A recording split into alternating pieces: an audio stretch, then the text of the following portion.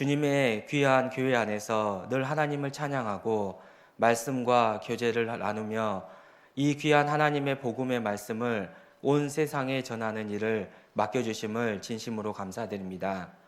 오늘 주일 아침을 맞아 또 하나님의 말씀 앞으로 저희들 함께 모여 이제 또 교제를 나누고자 합니다.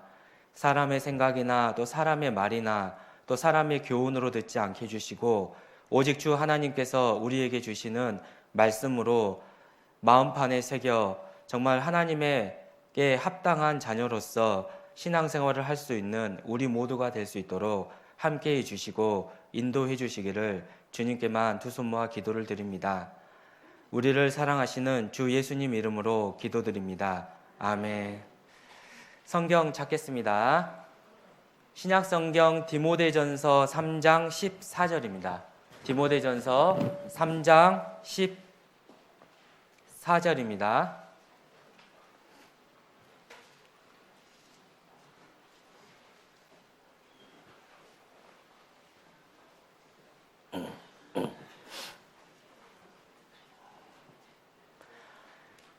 제 성경으로는요, 신약성경 338장입니다. 디모데전서 3장 14절, 15절, 16절 말씀인데요.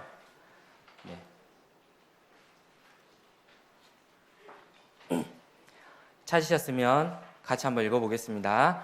내가 속히 내게 가기를 바라나 이것을 내게 쓰는 것은 만일 내가 지체하면 너로 하나님의 집에서 어떻게 행하여야 할 것을 알게 하려 함이니 이 집은 살아계신 하나님의 교회요 진리의 기둥과 터이니라.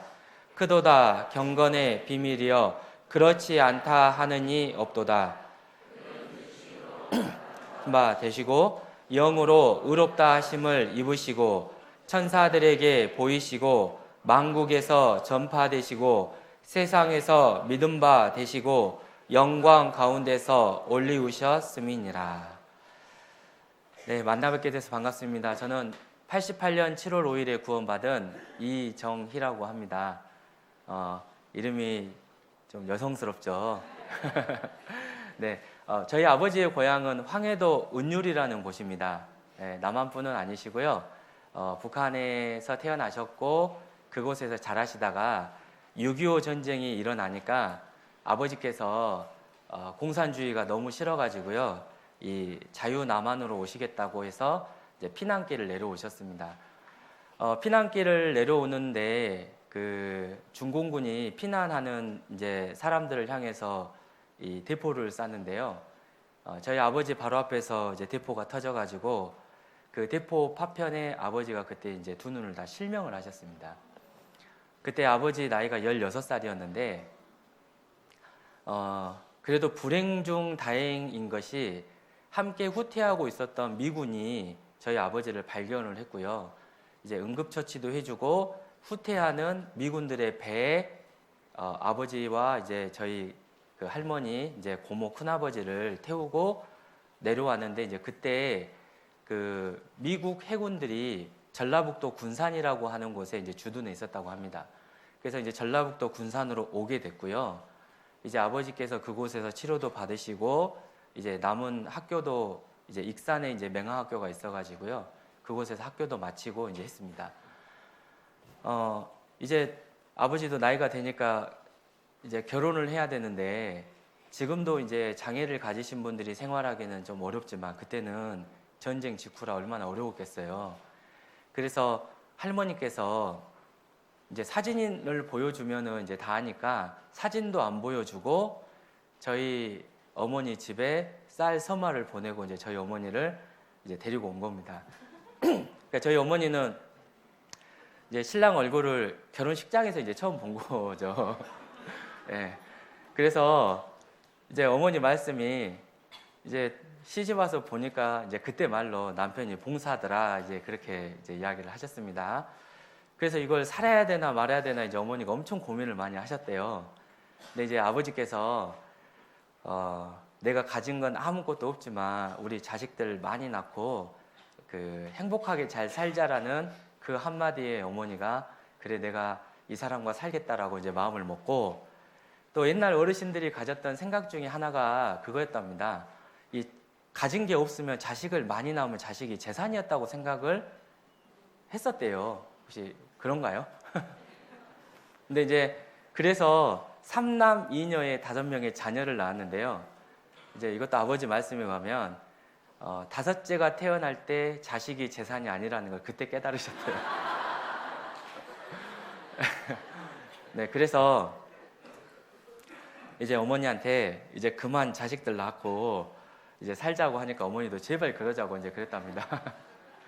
근데 이제 그로부터 5년 뒤에 어머니가 또 임신을 하셨는데요. 이제 그게 누구냐면 이제 접니다. 그래서 이제 낳아야 되나 말아야 되나 이제 고민을 엄청 하다가 이제 낳아야 되겠다고 이제 생각을 하고 이제 저를 이제 낳았는데요. 이제 이름을 지어야 되잖아요. 그래서 이씨 집안에서 태어났으니까 이제 이씨 성은 이제 정해진 거고 형제들이 전부 다 이제 발을 정자를 썼습니다. 그래서 이제 정자까지는 이제 정해졌었고요. 이제 세 번째 글자를 정하실 때 아버지의 간절한 바람이 들어갔던 게 뭐였냐면 한글을 가나다라 마바사 아자카차타파 이렇게 조합을 해보면요. 제일 마지막 글자가 희자입니다. 네, 그죠? 그래서 저의 이름의 뜻은 너는 우리 집 막둥이다라는 뜻에서 이름이 이정희가 된 겁니다. 네, 아무튼 이제 그렇게 이제 저희 이름이 정해졌고요. 88년도에 이제 저희 집에서 가장 먼저 구원을 받았던 이제 가족을 통해서 이제 말씀을 듣게 됐고요. 그때 제가 중학교 1학년이었는데 그때 이제 말씀을 듣고 제가 구원을 받고 지금까지 이렇게 교회 안에서 이제 성장을 했습니다. 그래서 오늘 이렇게 광명교회 형제 자매님들과 또 만날 수 있는 하나님의 기회를 주셔가지고요. 오늘 함께하게 됐습니다. 오늘 함께하실 말씀은 디모데전서 말씀을 중심으로 좀 말씀을 드리려고 하는데요. 아까 읽었던 14절 말씀을 제가 다시 한번 읽어보겠습니다.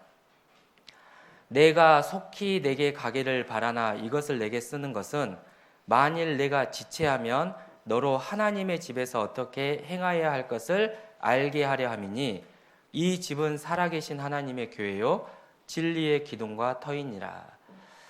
자, 하나님의 집에서 어떻게 행하여야 할 것 이것을 알려준다고 하는데 이 디모데전서 말씀을 잘 묵상을 해보면 이 교회 안에 올바른 임원을 세우는 것이 이 디모데에게 하나님의 집에서 어떻게 행하여야 할 것임을 이제 알려주고 있는 겁니다.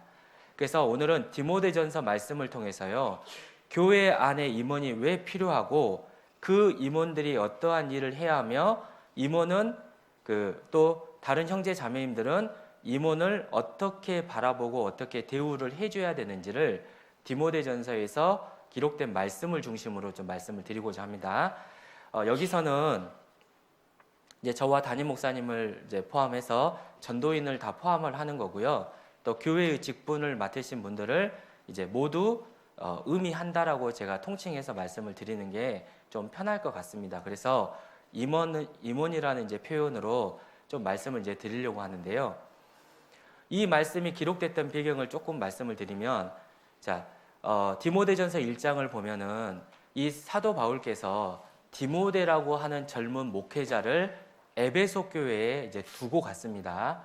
그리고 에베소 교회에서 사역을 하고 있는 이 디모데에게 이 서신서를 보냈는데 사도 바울은 디모데를 만나기 위해서 에베소 교회를 가기를 원했지만 다른 여러 가지 일정 때문에 가는 것이 지체가 됐고 그 젊은 목회자였던 디모데가 에베소 교회에서 어떤 일을 해야 할지를 이제 성령의 감동하심을 통해서 디모데전서를 기록을 하셨고 그 디모데전서를 주셨는데 그 안에 내용이 임원을 세우라고 하는 겁니다. 임원을. 사실 이제 디도서라고 하는 말씀도 이제 마찬가지인데요. 이 에베소 교회는 사도 바울께서 2차 전도 여행이 끝날 무렵에 잠깐 에베소 지역에 들렀다가 하나님의 뜻이면 다시 오겠노라라고 말씀을 했고 3차 전도 여행이 시작이 될 때 이 에베소 지역에 와서 3년을 거하면서 주로 두란노라고 하는 서원을 중심으로 하나님의 말씀을 전했고 복음을 전했습니다. 이 3년 동안 복음의 말씀을 전할 때 에베소뿐만 아니라 요한계시록 2장과 3장에 나오는 아시아의 7교회 있잖아요. 그리고 골로새서가 기록이 된 이 골로새 지역이 이때 사도 바울이 에베소에서 3년 동안 복음을 전할 때 이 교회들이 이제 말씀을 듣고 구원을 받고 교회가 이제 세워졌습니다. 대략적으로 이제 성경을 연구하는 학자들이 3차 전도 여행은 사도 바울이 한 5년 정도를 이제 했을 걸로 이제 추정을 하는데요. 3년을 에베소에서 사역을 했고 다시 마케도니아 지역으로 가서 복음을 전하다가 이제 예루살렘으로 가기 위해서 오는 길에 이제 다시 밀레도라고 하는 지역에서 에베소 교회 장로들을 이제 청해 가지고 그곳에서 이제 부탁을 하고 이제 예루살렘으로 가서 이제 로마 황제에게 재판을 받기 위해서 로마로 가게 되잖아요. 그래서 이제 1차 가택 연금 상태를 한 3년 정도 지내다가 다시 한 2년 정도 석방이 됩니다. 그때 이제 사도 바울의 간절한 바람은 예수님께서 너희는 온 천하에 다니며 만민에게 복음을 전파하라고 말씀하신 그 사명을 이루기 위해서 당시에는 유럽의 끝이 지금의 스페인이라고 생각을 했다고 합니다. 그래서 스페인까지 복음을 전하고 돌아오는 길에 그 그레데, 지금 이제 크레타라고 하는 이제 지중해에 있는 섬이 있어요. 그 섬에 들러서 그곳에 이제 디도라고 하는 이제 젊은 목회자, 헬라인 이제 젊은 목회자를 이제 그곳에 두고 왔고 에베소에 와서는 이제 그 디모데를 두고 이제 또 이제 간 겁니다.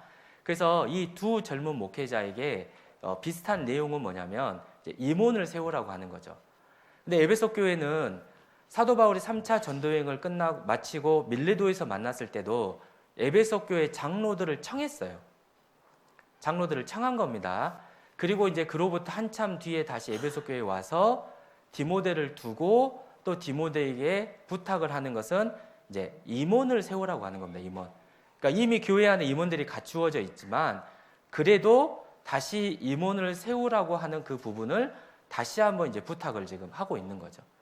그래서 이 교회 안에 올바른 임원이 세워지고 임원이 올바르게 주님을 위해서 또 교회를 위해서 일을 할 때 이 하나님의 복음의 역사가 활발히 이루어진다라고 하는 부분이 이제 말씀에 나와 있는데요. 잠깐 디모데전서 1장 3절을 한번 찾아보시겠습니다.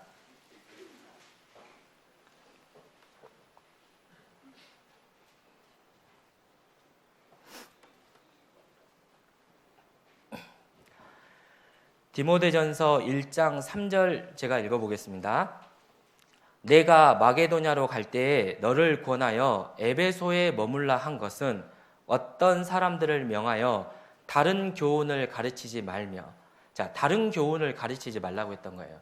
뭐냐면 왜 디모데를 에베소 교회에 두었냐면 에베소 교회가 복음이 전파되고 교회가 세워졌지만 이 교회 안에 무엇이 들어왔냐면 다른 교훈이 들어온 겁니다. 다른 교훈. 4절 보겠습니다. 신하와 끝없는 족보에 창념치 말게 하려 함이라. 이런 것은 믿음 안에 있는 하나님의 경륜을 이름보다, 같이 한번 읽어볼까요? 도리어 변론을 내는 것이라. 그리고 6절도 보겠습니다. 6절. 7절을 한번 볼게요. 7절.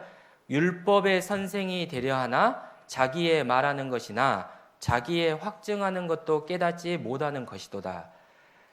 그렇습니다. 초대교회는 대부분 비슷한 환경이었는데요. 이제 비슷한 환경으로 이제 보여주는데 복음이 전해지면 그 복음이 전해졌던 교회 안에 그 다음에 들어왔던 것이 무엇이냐면 유대인들의 율법주의가 들어왔습니다. 갈라디아 지역도 마찬가지인 게 갈라디아 지역에 사도 바울께서 복음을 전했는데 복음을 전하고 난 다음에 갈라디아 지역에 유대인들이 와서 율법을 지켜야 한다는 거예요. 근데 사실은 이게 지금 우리는 이제 구별이 잘 되어 있지만 이제 말씀을 듣고 구원받은 사람에게 이 율법대로 살아야 된다라고 하는 말은 사실은 굉장히 혹하는 말이 될 수 있거든요. 저도 한번 질문 드려보겠습니다. 구원받은 사람은 율법을 지켜야 될까요? 안 지켜도 될까요? 사실 이 질문이 되게 어려운 질문입니다. 네, 사실 우리가 이런 질문 딱 받으면요, 이 질문이 답하기가 되게 어려워요. 지켜야 된다라고 하면 우리가 믿음으로 말미암아 구원받았는데라는 생각이 이제 들 것이고, 안 지켜도 된다라고 생각을 하면 뭐가 되겠습니까? 그러면 마음 놓고 죄 짓고 살아도 되는 거냐? 이제 이렇게 생각이 되는 거잖아요. 사실 이제 구약의 율법에 가장 이제 여러 가지 의미가 있지만, 구약에서 율법을 주신 가장 큰 목적은 우리가 잘 아는 것처럼 뭐를 깨닫기 위함입니까? 네, 죄를 깨닫기 위함입니다. 그래서 이 호렙산에서 하나님께서 십계명에 대한 말씀을 해주고, 자, 이스라엘 사람들이 그걸 지키겠다라고 하니까, 그러면 내가 이것을 돌판에 기록을 해서 너희와 나의 언약을 삼자라고 해서 이 모세를 이 시내산으로 올라오라 했잖아요. 근데 올라가서 40일을 지냈는데, 이 40일의 대부분의 시간은 하나님께서 모세에게 무엇을 알려주셨냐면, 성막을 만드는 것에 대한 그 제도와 이 방법들을 쭉 이야기를 해주셨어요. 그리고 40일 끝날 때쯤에 이 돌판 두 개에다가 십계명을 기록하고 모세가 그것을 들고 내려왔습니다. 그러면 십계명을 돌판에 기록해 주겠다라고 올라오라고 했는데, 하나님은 성막을 이야기를 해주셨다는 거예요. 그러면 하나님은 처음부터 우리가 율법을 지킬 수 있다고 생각을 한 거예요? 지킬 수 없다고 생각을 하신 거예요? 네, 지킬 수 없다고 생각을 하신 거죠.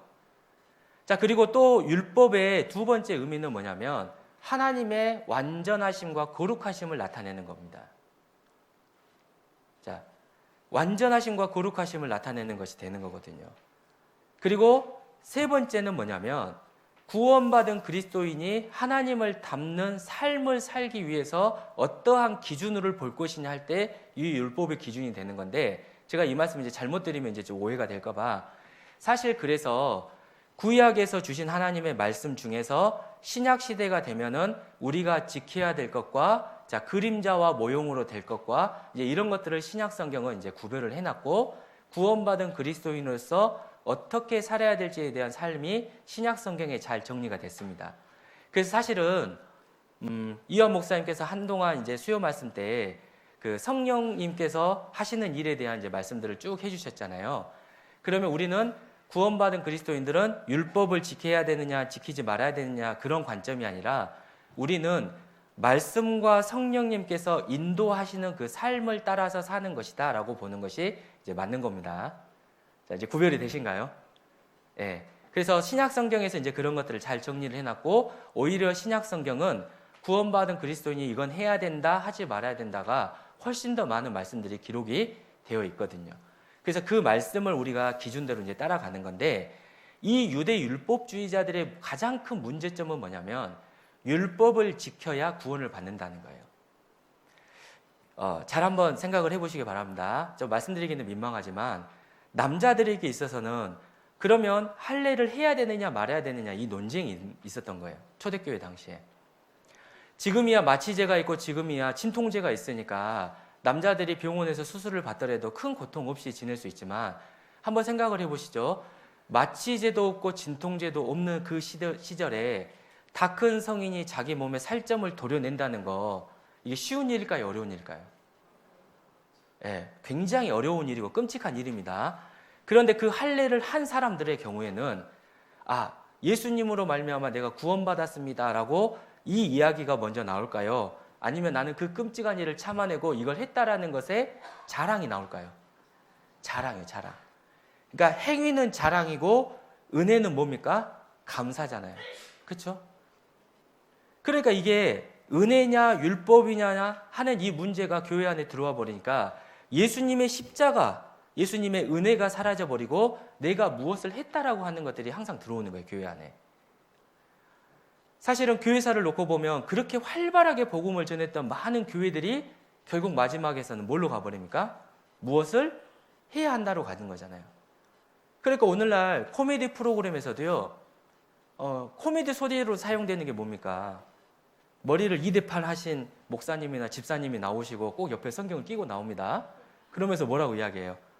형제님, 주일날 교회 나오셔야죠. 제가 이래서요. 그러면 지옥 갑니다. 형제님, 교회 나오셔야 돼요. 꼭 이렇게 그 코미디 소재에서도 활용이 되잖아요. 그러니까 무엇을 해야지만 구원을 받는다라고 하는 그 행함으로 가버린다는 거예요. 이 유대 율법주의가 그 서기 70년 우리가 잘 아시는 것처럼 예루살렘이 로마군에 의해서 파괴되기 전까지는 이게 초대교회에 항상 유대의 율법주의자들이 와서 은혜와 율법을 헷갈리게 했던 것인데, 여기서도 보면은 마찬가지로 에베소 교회도 그 내용들이 들어온 거예요. 자, 9절과 10절 한번 읽어보시겠습니다. 1장 9절과 10절입니다. 같이 한번 읽어보겠습니다. 알 것은 이것이니 법은 옳은 사람을 위하여 세운 것이 아니요 오직 불법한 자와 복종치 아니하는 자며 경건치 아니한 자와 죄인이며 거룩하지 아니한 자와 망령된 자며 아비를 치는 자와 어미를 치는 자며 살인하는 자며 음행하는 자며 남색하는 자며 사람을 탈취하는 자며 거짓말하는 자며 거짓 맹세하는 자와 기타 바른 교훈을 거스리는 자를 위함이니. 자, 여기서도 좀 길게 써놨지만 로마서와 갈라디아서 말씀과 동일하게 율법을 주신 목적은 죄를 깨닫기 위함이라고 다시 이제 말씀을 해주고 있는 겁니다. 자, 그리고 두 번째가 1장 4절에 나와 있는 것처럼 신화와 끝없는 족보에 이제 창념하는 건데요. 이것을 이제 나중에 교회에서 이제 영지주의라고 이야기를 합니다. 영지주의라고 이야기를 하는데, 이것도 배경을 제가 간단하게만 잠깐 말씀을 드리면, 당시는 로마가 지배하는 사회였고 로마의 그 정신적인 내용은 그리스의 철학이었습니다. 근데 그리스 사람들은 무엇을 생각을 했냐면, 그리스 사람들도 이 몸과 영혼이 존재한다는 건 동일하게 믿었어요. 동일하게 믿었습니다. 그런데 이 그리스 사람들이 성경과 다른 것은 무엇이었냐면, 이 몸은 죄를 지은 상태이기 때문에 어떻게 해도 더럽다는 거예요. 죄를 가지고 있다는 겁니다. 그리고 영은 깨끗하고 순결하다라고 생각을 했던 거예요. 그러니까 얼핏 보면 성경과 맞는 것 같잖아요. 그러나 성경은 분명히 우리에게 말씀하시는 것은 너희 몸은 성령이 계시는 하나님의 전인 줄 알지 못하느냐. 너희 몸으로 하나님께 영광을 돌리라라고 이야기하고 있기 때문에 구원받은 사람은 자, 예수님을 닮아가는 삶을 통해서 우리의 삶 속에서 예수님을 드러내고 복음을 전하는 게 맞습니다. 그런데 이 그리스 사람들이 무엇이 이해가 안 됐냐면, 어떻게 이 몸으로 하나님께 산제사를 드릴 수 있는지에 대한 이제 그 부분들이 어려웠던 거예요. 그래서 원래 그리스 철학은 크게 두 가지로 나누어지는데, 이 몸이 죄를 가지고 있으니까 마음 놓고 죄 지어도 된다라고 하는 그 주의가 있었고요. 또 하나는 철저한 금욕주의적 삶을 살아야 된다라는 생각을 가지고 있었습니다.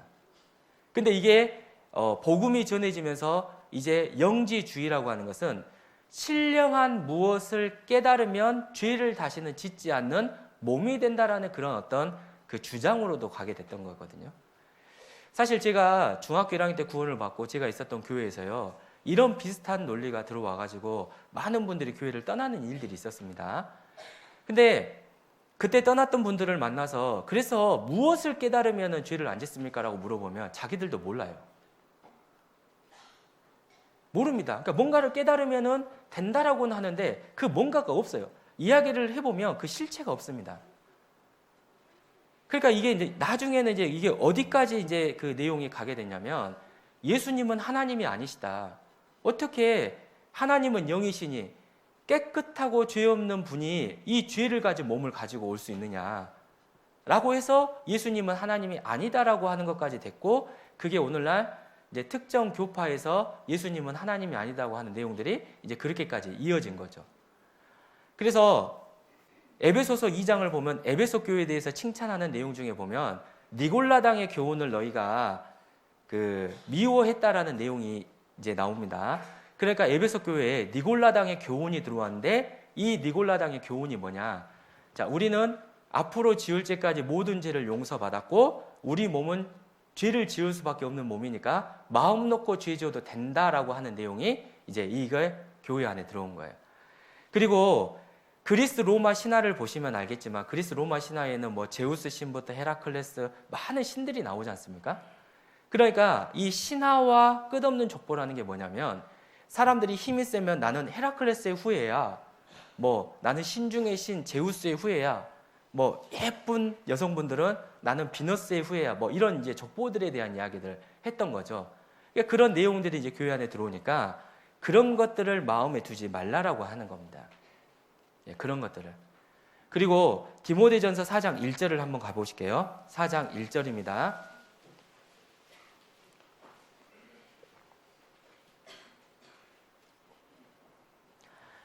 4장 1절을 보시면 그러나 성령이 밝히 말씀하시기를 후일에, 그러니까 지금은 에베소 교회는 아니지만 이제 후일에 들어올 거라는 거죠. 어떤 사람들이 믿음에서 떠나 미혹해하는 영과 귀신의 가르침을 쫓으리라 하셨으니 자기 양심이 화인 맞아서, 자, 양심에 불도장을 맞은 겁니다. 그러니까 양심이 무뎌진 거죠. 외식함으로 거짓말하는 자들이라. 자, 혼인을 금하고 식물을 폐하라 할 터이나, 즉 뭐냐, 이제 금욕주의가 이 에베소 교회 안에 들어올 것을 성령님의 감동하심으로 이제 또 이야기를 해주는 겁니다. 자, 금욕주의입니다. 금욕주의. 이 금욕주의도요, 사실은 얼핏 들으면 되게 경건하고 있어 보여요. 그러나 성경은 금욕을 이야기하는 걸까요? 절제를 이야기하는 걸까요? 절제를 이야기하는 겁니다. 하나님께서 정하신 범위 안에서 우리가 먹고 마시고 즐기고 가족과 함께 기쁨을 누리는 것은 말씀 안에서 정하는 그 범위 내에서는 우리가 그것은 충분히 누려도 되는 겁니다. 그러나 금욕이라고 하는 것은 나중에 보면요, 막 자기에게 식욕이 올라오고 성욕이 올라오면 막 채찍으로 자기 몸을 때리고요, 막 자기 몸을 막 며칠 동안 굶기는 거예요. 그리고 이 한겨울에 얇은 옷을 입으면서 막 추위에 벌벌벌 떨면서 난방도 안 하는 겁니다.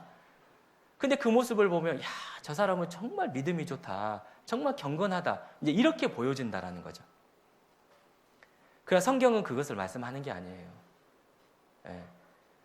자, 그 뒤에 말씀을 보시면 식물은 하나님의 지으신 바니 믿는 자들과 진리를 아는 자들이 감사함으로 받을 것이니라. 그러니까 어떤 것은 먹고 어떤 것은 안 먹고 막 그런 것이 아니라 그냥 이것은 하나님께서 우리에게 주신 거니까 감사함으로 먹고 잘 먹고 건강하게 주님의 일을 하면 되는 건데, 마치 어떤 것을 금욕을 하고 하는 사람을 굉장히 높게 보는 이제 그런 거죠. 자, 얼마 전에 좀 됐습니다만 어떤 젊은 청년이 저를 찾아와서 이제 저하고 이제 결혼에 대한 이야기를 좀 했습니다. 그 형제가 이제 저한테 이야기를 하는 거예요. 저는 한 달에 월급을 약 200만 원 정도 받습니다. 근데 저는 그 200만 원을 다 헌금하고 싶어요. 이제 이렇게 이야기를 하는 거예요. 예. 어떻게 생각하세요? 믿음이 좋아 보이십니까? 좀 위험하게 보이십니까? 예. 아니, 그러면은 언제 돈 모아서 집도 마련하고 결혼도 하고 아이들 키우고 하실 거예요? 라고 했더니, 아, 그래서 저는요, 저랑 평생 라면을 먹을 수 있는 자매와 결혼하고 싶습니다. 이렇게 이야기를 하는 거예요. 네. 그래서 제가 그런 자매님 없으니까 다시 주님께 기도해보고 다시 교제를 해보자고 이제 이야기를 한 적이 있거든요. 사실 어떤 부분에서 보면 대단히 믿음이 좋은 것처럼 보이지만 제가 그 형제에게도 이야기를 했어요. 형제님의 그 순수한 마음을 제가 무시하거나 부정하고 싶은 마음은 아닙니다. 어떻게 보면 그 마음이 정말 아름다운 마음이죠. 그러나 형제님의 모든 월급을 교회에다 헌금하는 모습을 혹 누군가가 구원받지 않은 가족이나 다른 사람이 봤을 때 형제님을 믿음 좋다고 생각할까요? 아니면 형제님을 이상하게 생각할까요? 네, 그럴 가능성도 있습니다. 어떤 분들은 나는 너처럼 못하니까 나는 처음부터 말씀을 안 들을 거야, 이런 생각을 할 수도 있을 거라는 거죠. 우리는 정말 우리의 주어진 소득을 전부 다 하나님의 것이라고 하는 의미에서 11조를 먼저 드리고, 또 필요한 여러 가지 것들을 교회와 복음을 위해서 우리는 헌금을 하지만 또 주님이 주시는 축복 가운데서 우리의 이 삶도 함께 우리가 가져가는 거잖아요. 오랫동안 우리를 지켜보는 분들이 정말 이 광명교회 다니는 내 사랑하는 가족을 보니까 정말 처음에는 교회에 빠져서 사는 듯 보이지만 하나님이 주시는 축복이 있는 거구나, 그런 거를 볼 때 마음이 열리는 경우도 있잖아요. 그렇죠? 그러나 그렇게 하면서 평생 라면 먹고 한다? 그래서 조금 이제 오해의 소지도 있을 것 같다는 거죠. 그래서 이제 그 부분들을 쭉 이제 교제를 했었습니다. 자, 그 교제들을 하면서 다시 한번 생각을 해보고 생각을 좀 바꿨으면 좋겠다라고 이제 교제를 했던 적이 있었거든요. 어떻게 보면 그 금요국의 삶이 굉장히 믿음이 좋은 것처럼 보일 수 있지만 자칫 잘못하면 굉장히 위험하게도 보일 수 있다라고 하는 거예요. 자, 이제 그러한 것들이 이제 교회 안으로 들어오는 겁니다. 디모데전서 6장 3절을 보시면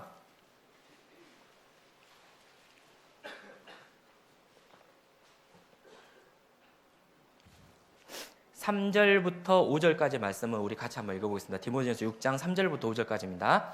누구든지 다른 교훈을 하며 바른 말, 곧 우리 주 예수 그리스도의 말씀과 경건에 관한 교훈에 창념치 아니하면 저는 교만하여 아무것도 알지 못하고 변론과 언쟁을 좋아하는 자니 이로써 투기와 분쟁과 회방과 악한 생각이 나며 마음이 부패하여 지고 진리를 잃어버려 경건을 이익의 재료로 생각하는 자들의 다툼이 일어나느니라. 자, 이런 다른 교훈들을 가르치는 자들의 특징에 대해서 이제 정리를 해놨는데, 자, 첫 번째는 교만하다는 거예요. 이분들의 특징이 자기들만이 새로운 무언가를 알고 있고, 그리고 자기들만이 뭔가 특별하다고 생각을 하면서 다른 형제 자매님들 위해서 가르치려고 하고, 책망하려고 하고, 심지어는 전도인을 판단하려고도 합니다. 제가 있었던 한 교회에서는 결국 문제를 일으키고 나간 이 형제들이 몇 명 있었는데요. 그들은 무슨 이야기까지 했었냐면 이현 목사님도 구원 안 받았대요. 자기들을 통해서만 구원을 받을 수 있다라고 이야기를 한 겁니다. 그러니까 자기들만이 뭔가 특별하다고 생각을 하고 자기들만이 뭔가를 새로운 걸 알고 있고 자기들만이 한다라고 생각을 해서 형제 자매님들 위해서 높아져 있어요. 예수님은 분명히 그랬습니다. 나는 마음이 온유하고 겸손하니 나의 멍에를 메고 내게 배우라 그랬죠. 예수님을 닮아가는 삶은 교만할까요? 온유하고 겸손할까요? 네, 맞습니다. 온유하고 겸손한 삶, 구원받은 지 오래되고 예수님을 닮아가는 삶은 형제 자매들 위해서 그들을 가르치려고 하거나 그들을 지배하려고 하거나 책망하거나 정죄하려는 모습이 아니라 먼저 자신의 삶으로 본을 보여주고 정말 사랑으로 교훈하고 그 형제 자매를 위해서 기도하고, 저도 정말 어렵고 힘들었던 시절에 정말 제가 있었던 교회에 그 나이 많으신 그 집사님이 저의 손을 꼭 잡으면서 내가 아침마다 형제를 위해서 기도하고 있으니까 형제님 힘을 내세요라고 그 한마디에 정말 그 위로가 되고 힘이 되잖아요. 저에게 뭔가 잘못됐다라고 이야기하는 것보다 그 한 말씀이 위로가 되지만 큰 책망이 되고 제가 어떻게 살아야 되는지에 대한 그 힘을 주고 방향을 알려줬었거든요. 예수님을 닮아가는 삶의 모습은 그런 모습인데 자기들만이 특별하다고 생각을 하는 거예요. 그런 모습들이 나타나는 겁니다. 두 번째는 뭐냐면 그러니까 그분들은 변론과 언쟁을 좋아해요. 변론과 언쟁을 좋아합니다. 그러니까 투기와 분쟁과 회방과 악한 생각을 하는 거죠. 그리고 경건을 이익의 재료로 생각을 하는 거죠. 경건을. 자기들의 경건한 듯한 모습을 결국은 자기의 사리 사욕을 위해서 사용하는 경우들이 있다라고 하는 겁니다. 정말 어떤 특별한 간증을 하시는 분들, 뭐 다 그렇다고 또 말씀을 드리면 안 되겠지만 그런 분들이 나중에 교회 안에 문제 일으키는 경우들도 있었어요. 그러니까 그런 경건을 이익의 재료로 삼는 것들은 분명히 다른 교훈을 가르치는 자들의 특징이 된다라고 하는 겁니다. 그래서 이러한 것들을 올바르게 분별하고 정말 사도들이 전했던 그 복음이 우리도 변질되지 않게 그대로 이어받았기 때문에 우리가 그 복음을 붙잡고 있고 또 다음 세대에 전해야 되며 다른 곳에 또 그 복음을 전해야 되잖아요. 그럼 그 일을 하려면 누가 세워져야 되느냐? 그래서 올바른 임원들이 세워져야 된다고 하는 거예요. 복음을 위해서요. 자, 디모데전서 1장 12절도 한번 보겠습니다.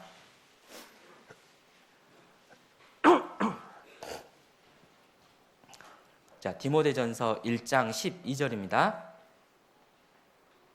네, 12절 말씀 같이 한번 읽어보시겠습니다. 나를 능하게 하신 그리스도 예수 우리 주께 내가 감사함은 나를 충성되이 여겨 내게 직분을 맡기심이니.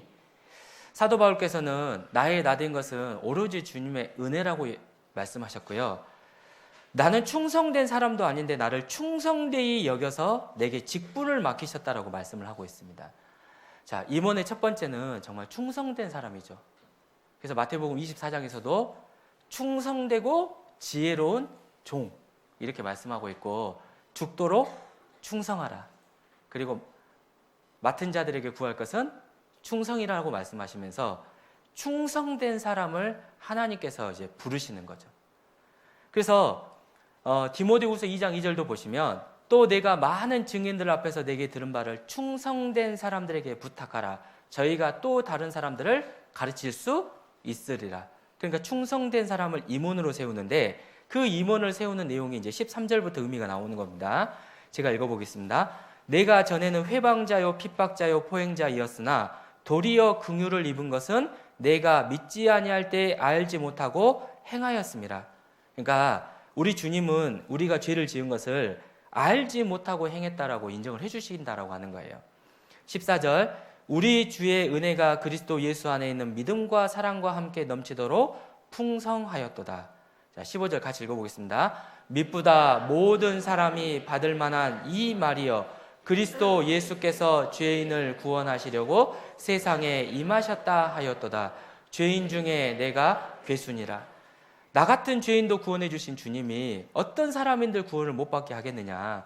모든 사람에게 이 복음을 전하기 위해서 충성된 사람들에게 직분을 맡긴다라고 이제 하는 그 말씀입니다.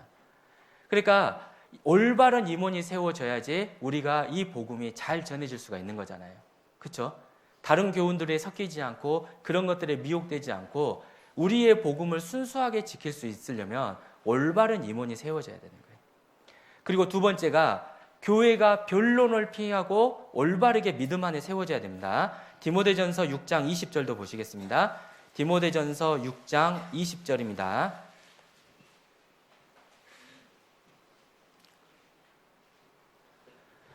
(20절과 21절) 말씀 같이 한번 읽어보겠습니다. 디모데야 내게 부탁한 것을 지키고 거짓되이 일컫는 지식에 망령되고 허한 말과 변론을 피하라. 이것을 쫓는 사람들이 있어 믿음에서 벗어나느니라.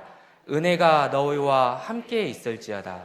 그래서 거짓되이 일컫는 지식에 망령되고 허한 말과 변론을 피하기 위해서 올바른 임원들이 세워지고 그리고 올바른 믿음 안에서 우리 형제 자매님들이 세워지려면 임원들이 잘 세워져야 되는 거예요.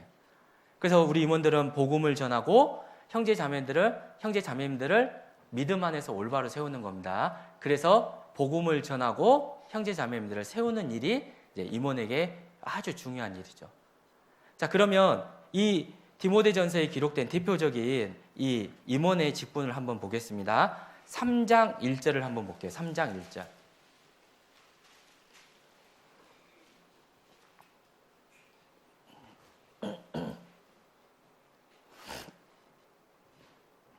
(3장 1절도) 같이 한번 읽어보겠습니다. mit보다 이 말이여 사람이 감독의 직분을 얻으려 하면 선한 일을 사모한다 함이로다. 자, 이 감독이라고 하는 말은 로마식 표현이고요. 이스라엘식 표현은 장로라고 하는 표현입니다. 그래서 장로나 감독은 이제 똑같은 의미로 성경 안에서 사용이 되어지는데요. 이 장로나 감독은 자, 5절을 보겠습니다. 5절 제가 읽어볼게요. 사람이 자기 집을 다스릴 줄 알지 못하면 어찌 하나님의 교회를 돌아보리요. 자, 이 장로와 감독이 하는 일은 자, 하나님의 교회를 다스리는 직분입니다. 다스리는 직분이고요. 그래서 이 장로는 교회의 신앙적인 지도자를 가르치는데 이들은 교회를 다스리고 성도들의 생활 전반을 살펴보고 이제 돌아보는 겁니다. 그래서 교회사적으로 보면은 처음에는 이제 예수님의 제자들이었던 사도들과 예수님의 육신의 동생이었던 야고보 장로가 예루살렘 교회를 중심으로 있었잖아요. 그래서 이제 예루살렘을 중심으로 교회들이 모였다라면 이제 그 예루살렘이 파괴가 되고 로마 시대였기 때문에 이제 로마 교회를 중심으로 이제 교회사가 중심적으로 움직였습니다. 그래서 이 로마를 중심으로 하다 보니까 장로라는 표현보다는 이제 감독이라는 이제 말을 많이 사용을 했고요. 그래서 말씀을 전하는 자들을 주로 감독이라고 했고 그 감독들의 대표가 되는 사람을 주교라고 표현을 했습니다. 네, 주교. 그리고 그 주교 중에 이제 대표가 되는 사람이 로마 카톨릭에서는 이제 로마 교황이 된 거죠. 그리고 교황을 선발할 수 있는 투표권을 가진 이 주교들을 이제 추기경이라고 이제 또 이야기를 합니다. 이제 그 교회사적으로 보면 이제 그렇게 이제 되어 갔고요. 교회 전반의 행정을 돌보는 자들은 이제 장로로 이제 구별을 하다가 이제 종교 개혁이 일어나고 교회가 이제 다시 세워지면서 이 장로 또는 감독, 그러니까 주로 이제 장로라고 표현을 쓴 교회들이 이제 장로교회고 감독이라고 표현을 썼던 교회가 이제 감리교가 되는 겁니다. 그런데 말씀을 전하는 장로나 감독, 교회를 다스리는 장로나 감독을 구별하기 위해서 이제 말씀을 전하는 분들을 목자, 그러니까 목자라는 의미에서 목사라고 하는 이제 칭호로 이제 자연스럽게 바뀐 거고요. 이제 교회의 행정 전반을 이제 돌보시는 분들을 이제 장로 또는 이제 감독이라고 이제 표현을 하기도 했습니다. 근데 지금도 보면은 감리교회는 그 대표적인 이제 그 총회장을 뽑을 때는 이제 대표 감독이라고 요즘도 그 용어를 사용하고 있는데요. 그러니까 성경식으로 보면은 이제 이 장로나 감독인데 말씀을 가르치는 분들과 다스리는 분들을 이제 나눴고 이제 말씀을 가르치는 분들을 교회사적으로 이제 목사라고 하는 이제 칭호로 이제 바꿔서 부르게 됐습니다. 자, 그리고 두 번째가 이제 집사라는 직분이 나오는데요. 8절도 한번 보겠습니다. 8절. 8절 같이 한번 읽어 보실까요? 이와 같이 집사들도 단정하고 일구이언을 하지 아니하고 술에 임박이지 아니하고 더러운 일을 탐하지 아니하고. 근데 11절을 보시면요. 여자들도 이와 같이 단정하고 참소하지 말며 절제하며 모든 일에 충성된 자라야 할지니라.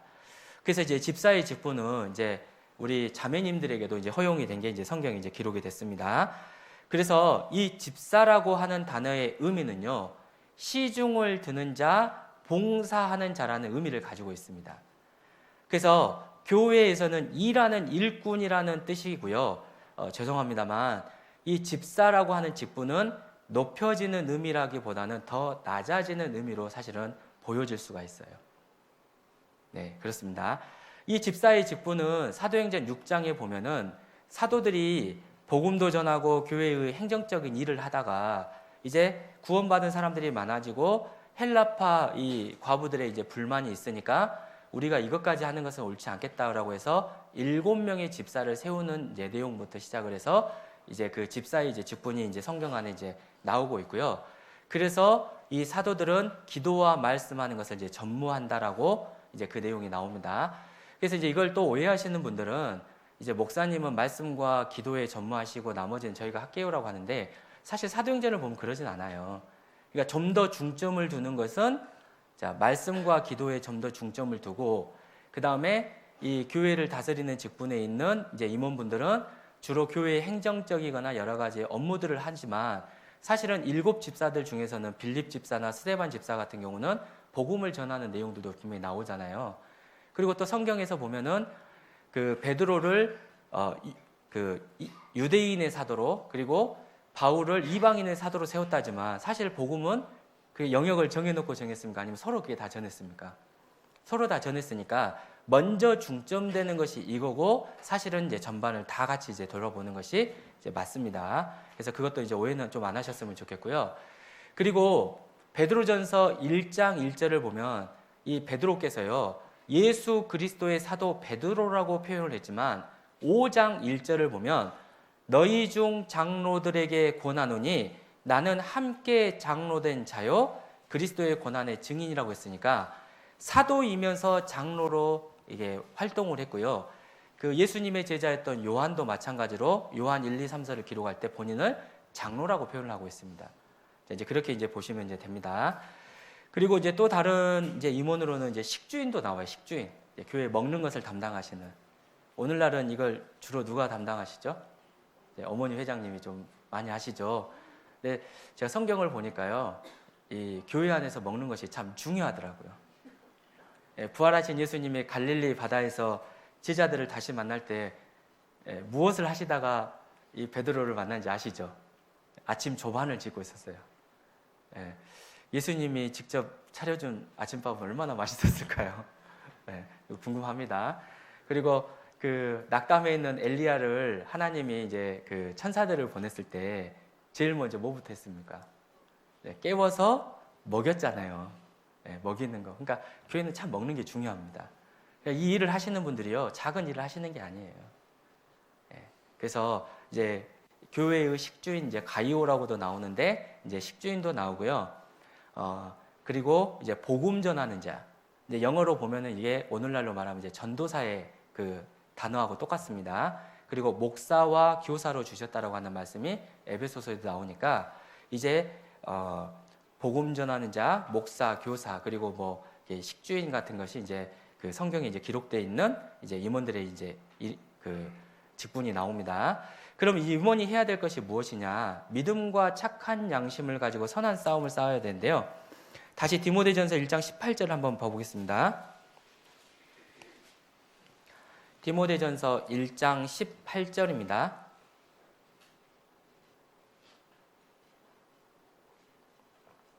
네. 자, 18절 제가 읽어볼게요. 아들 디모데야, 내가 내게 이 경계로서 명하노니 전에 너를 지도한 예언을 따라, 즉 성경 말씀을 따라 그것으로 선한 싸움을 싸우며, 자 19절 같이 읽겠습니다. 믿음과 착한 양심을 가지라. 어떤 이들이 이 양심을 버렸고 그 믿음에 관하여는 파산하였느니라. 그러니까 임원은 먼저 올바른 믿음 안에서 착한 양심을 가지고요, 주님을 위해서 선한 싸움을 해야 되는 겁니다. 예수님도 말씀하셨잖아요. 이같이 너희 빛을 사람 앞에 비추게 하여 저희로, 그러니까 믿지 않는 사람들로 너희 착한 행실을 보고 하늘에 계신 너희 아버지께 영광을 돌리게 하라, 이렇게 말씀했습니다. 그러니까 구원받은 사람은 복음을 전하기 위해서 착하게 살아야 돼요. 그러니까 우리 모든 죄를 다 용서했으니까 마음 놓고 죄 짓는 게 아닙니다. 복음을 전하기 위해서는 착하게 살아야 돼요. 이제 전도인이 되니까 이제 수양회 때 많은 상담들을 할 거 아니에요. 상담들을 하다 보면 어떻게 해서 말씀을 듣게 되셨습니까? 했더니 아니 이 사람이 원래 그런 사람이 아닌데 일주일 저쪽 교회 갔다 오더니 사람이 변했다고. 아 그러셨어요? 네. 그랬더니 나도 변하고 싶어서 이 말씀을 듣기 위해서 왔다는 겁니다. 자, 한 번의 이야기를 들어보니까 이제 그런 분이 있었어요. 그분이 원래 술을 좋아하셨던 분이더라고요. 그런데 그분이 그 형제님이 구원받기 전에는 회식 자리에서 이제 술을 막 주도했던 분이었던 것 같아요. 근데 그분이 이제 구원받고 나서 이제 본인의 양심에서 이제 술을 마시면 안 된다고 생각이 딱 드니까 이제 그 처음에 한두 번은 이제 회식 자리를 피했지만 또 직장 생활 하다 보면 또 어려운 상황들도 있잖아요. 그래서 이 형제님이 정말 기도 가운데서 내가 어떻게 하면 이걸 할 수 있을까라고 생각을 하다가 그래 우리 부서원들을 위해서 내가 기도하자. 그래서 부서원들을 위해서 매일 아침마다 이제 기도를 했답니다. 근데 이제 피할 수 없는 이제 자리가 돼서 가게 됐고 부장님이 어이 김 과장 너무 서운했어 하면서 이제 술을 쫙 따라주시더래요. 그래서 죄송합니다. 그래서 이제 술을 쭉 따라주면서 자, 한 잔 쭉 마셔야지라고 했는데 이 형제님이 이제 술잔을 들고 이제 막 이제 떤 거예요. 하면서 이제 뭐라고 이야기했냐면 부장님, 제가 매일 아침마다 부장님과 부장님 가족을 위해서 기도를 하는데 주시니까 이 술을 마실 수는 있겠는데 제가 이 술을 마시면 내일부터는 부장님을 위해서 기도를 못 할 것 같습니다. 이제 그걸 이제 엄청 긴장이 되니까 막 떨면서 이야기를 했다는 거예요. 근데 술이 좀 드신 이제 부장님이 이제 좀 취한 이제 부장님이 그 손을 딱 잡더니 그래? 그러면 마시면 안 되지. 앞으로 이 사람한테 술 주면 인사고과에 반영하겠다고 이제 공식적으로 이야기를 했답니다.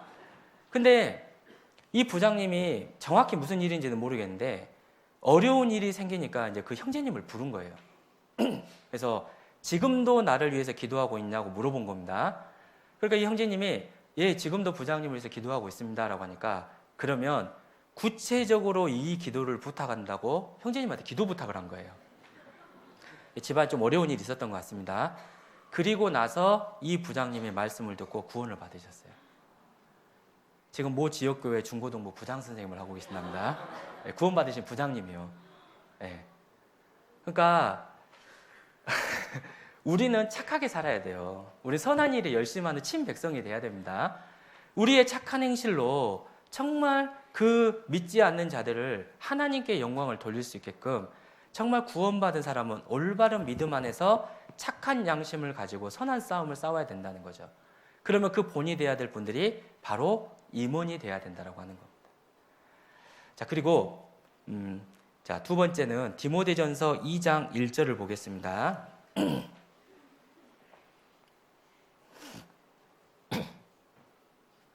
2장 1절 제가 읽어보겠습니다. 그러므로 내가 첫째로 고나노니 모든 사람을 위하여 간구와 기도와 도고와 감사를 하되 임금들과 높은 지위에 있는 모든 사람을 위하여 하라. 이는 우리가 모든 경건과 단정한 중에 고요하고 평안한 생활을 하려 함이니라. 자, 4절 같이 읽겠습니다. 하나님은 모든 사람이 구원을 받으며 진리를 아는 데에 이르기를 원하시느니라. 자, 임원들이 해야 될 또 두 번째 일이 임금들과 높은 지위에 있는 모든 사람을 위해서 사실은 기도를 해야 됩니다. 좀 우려가 되는 게요. 지금 대한민국을 보면은 대한민국이 딱 이게 제가 정확히 보는지 모르지만 딱 두 편으로 나눠졌잖아요. 그래가지고 한쪽은 광화문으로 가고 한쪽은 막 서초동으로 가고 막 그러지 않습니까? 사실은 우리 구원받은 그리스도인은 어디로 가야 될까요? 네, 아무 데도 가면 안 됩니다. 거기. 우리는 여기 다시 한번 말씀을 볼게요. 2절 임금들과 높은 지위에 있는 내가 지지하는 사람이에요? 모든 사람이에요? 모든 사람을 위하여 우리가 간구와 기도와 도구와 감사를 사실은 해야 됩니다. 그 이유가 뭐냐? 이는 우리가 모든 경건과 단정한 중에 고요하고 평안한 생활을 해야 되는 거고, 그렇게 함으로써 하나님께서 모든 사람이 구원을 받으며 진리를 아는 데 이르기를 원하시는 그 마음을 가지고 모든 사람에게 복음을 전할 수 있다라고 하는 거예요. 그런데 교회 안에도 보면은 이제 형제님들, 특히 이제 자매님들은 그런 경우가 없는 것 같은데, 형제님들 모이시면 이제 막 정치적인 이야기를 이제 사석에서 이제 하면서 이제 누구를 지지해야 된다, 어때야 된다, 또 이제 선거철이 되면은 이제 막 문자 메시지 보내면서 이번에 제가 아는 누가 이번에 출마했는데 좀 지지 좀 해주시죠. 막 이렇게 이제 하는 경우들도 제가 봤거든요. 근데 그게 사실은 교회 안에 들어오면 안 돼요. 그게 들어오면 안 됩니다. 그게 들어오면 형제 자매들이 또 나눠요. 그리고 또 어떤 분들은, 물론 우리 광명교회는 이제 그런 것들이 없겠지만, 어떤 분들은 자기가 지지하는 그 쪽의 사람들이 뭐 유튜브에서 방송하면 막 그런 것들 카톡으로 이렇게 막 보내주고도 하는 경우도 있다고 제가 들었고, 죄송하지만 제가 있는 목포교회에서는 저한테도 보내시는 분이 계셨거든요. 근데 그렇게 하면 안 돼요.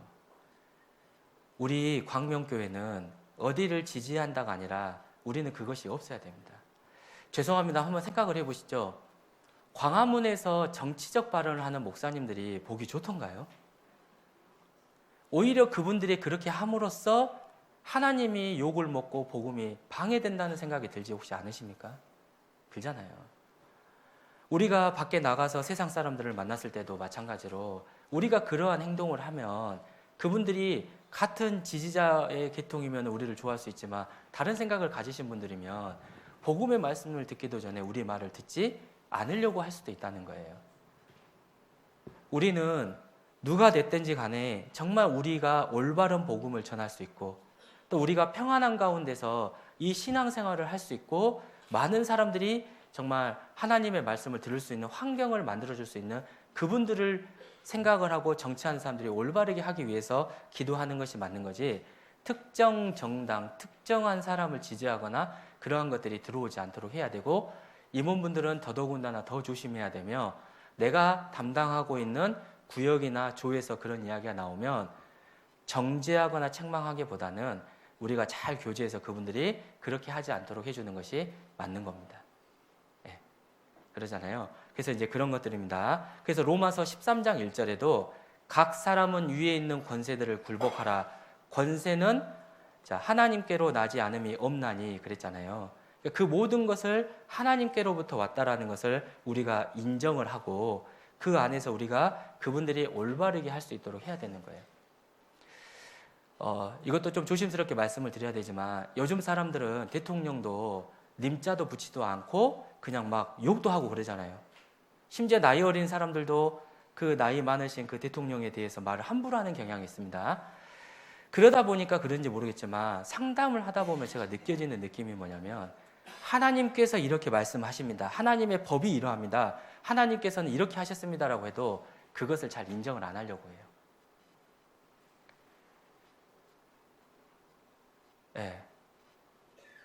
저는 어렸을 때요, 아버지가 북한 분이라고 말씀드렸잖아요. 전 지금도 마찬가지인데, 저는 뭐 대통령이나 다른 분들도 물론 어렵지만 저는 아버지가 지금도 어렵습니다. 예, 이제 저희 아버지가 뭐 북한 사투리 거의 쓰진 않는데 좀 가끔 화가 나면 이 갓나 이 말을 지금도 하셔요. 근데 아버지가 화를 내면 지금도 무섭습니다. 제가 정말 어려운 가운데 살았기 때문에 어렸을 때부터 뭐를 알았냐면 아버지의 그 권위라고 하는 건 제가 알았고, 하나님께서 이건 죄다라고 딱 하니까 거기에 대해서 다른 생각이 없이 난 정말 하나님 앞에 죄인이구나가 빨리 이제 받아들여졌던 것 같아요. 그러니까 저를 상담하셨던 분한테 제가 생뚱맞게 뭐라고 그랬냐면, 그분이 이제 성막에 대해서 상담해 주신 분이 막 이야기하고 있었는데 제가 이제 뭐라고 그랬냐면, 제가 돈이 없어서 그러니까 죄송하지만 양 한 마리만 사달라고 제가 그분한테 부탁을 했거든요. 그분이 당황하시면서 왜요? 그랬더니 제가 실은 이러이러한 죄가 있는데 하나님께 용서를 받고 싶은데 제가 돈이 없는데 양 한 마리를 사주시면 그 양을 죽여서 용서받고 싶습니다 했더니, 그 상담해 주셨던 분이 막 웃더니 이제는 그럴 필요가 없다고 해서 어린 양 대신 예수님을 이제 말씀해 주고 제가 그 말씀 듣고 구원을 받았거든요. 죄에 대해서 아무리 이야기를 해도 그걸 잘 못 받아들이는 경향도 있는 것 같아요, 보면. 그러니까 그런 부분들이 있기 때문에 일단 우리는 어떤 정치적인 그런 것보다는 교회 안에서는 분명히 이것도 하나님의 뜻이라고 생각을 하고, 오히려 그분들이 올바르게 정치 활동을 할 수 있고 그렇게 할 수 있도록 우리가 기도하고 하는 것도 우리가 해야 될 일이라고 말씀에 분명히 기록을 해놓고 있습니다. 자, 그리고 이제 이 임원을 우리 형제 자매님들은 어떻게 대해 줘야 되느냐? 자, 디모데전서 5장 17절을 보시겠습니다.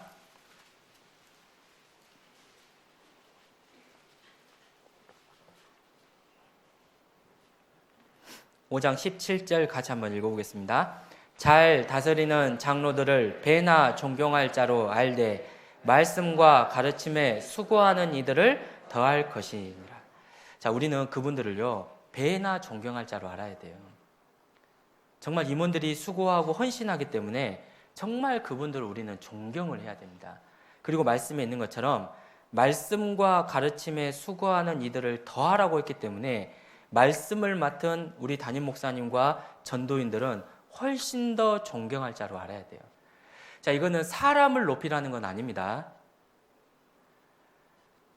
시편 말씀에 하나님께서도 자기의 이름보다도 말씀을 더 높였다라고 해요. 하나님께서 가장 높이신 게 말씀인데 말씀을 맡은 자의 권위를 높이지 않으면 그분의 말씀을 하나님의 말씀으로 듣는 것이 아니라 사람의 말로 듣게 되는 겁니다. 그러니까 정말로 우리 임원분들이 조심하셔야 될 게, 혹 개인적으로 어떤 전도인과 마음에 문제가 됐다 하더라도 그것을 이야기하고 다니면 안 돼요. 그러면 믿음이 연약하신 분들은 그 이야기를 들으면 이 전도인의 말씀이 하나님의 말씀으로 들리는 게 아니라 이제 사람의 말로 들리기 시작하면 절대 자기에게 유익이 없는 겁니다. 사도행전 10장에도 보면 고넬료 가정이 베드로 앞에 섰습니다. 그리고 한 말씀이 뭐냐면 우리가 하나님 앞에 모였습니다 라고 이야기를 해요. 베드로의 이야기를 듣기 위한 게 아니라 하나님의 말씀을 듣기 위해서 왔습니다라고 말을 했고, 학개서도 보면 예루살렘에 있는 사람들이 학개 선지자가 앞에 딱 섰을 때 학개 선지자는 하나님께서 보내신 자로 보고 하나님의 말씀을 듣기 위해서 왔다라고 기록이 되어 있거든요. 저의 이야기를 들으러 오셨습니까? 하나님 말씀을 들으러 오셨습니까? 하나님의 말씀이잖아요. 그러니까 말씀을 맡은 자를 가장 존경을 해야 돼요. 이것이 정말로 이게 하나님의 질서고 하나님의 법이고 하나님께서 우리에게 주신 거니까 말씀을 맡은 자를 정말 우리가 더 존경할 자로 알고, 또 앞서서 수고하시는 우리 임원들을 존경을 해야 돼요. 아유, 지난번 조장은 이랬더니 이번 조장은 이래, 이렇게 하면서 비교하시면 안 됩니다. 각 사람의 사정과 형편이 다 다르잖아요. 그렇지 않습니까?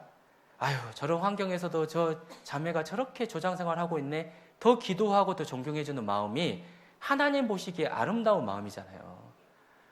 아유, 우리 구역장이 직장 생활하랴 사회생활하랴 정말 그 가운데서도 복음 전한다고 또 우리 챙긴다고 저렇게 하는 것이 너무나도 감사하다, 이런 마음을 갖는 것이 하나님 보셨을 때 아름다운 마음이지, 누구와 누구를 비교하는 마음들을 갖기 시작하면 과연 그것이 하나님이 주신 마음일까? 이제 이 생각을 우리가 해야 된다는 거예요.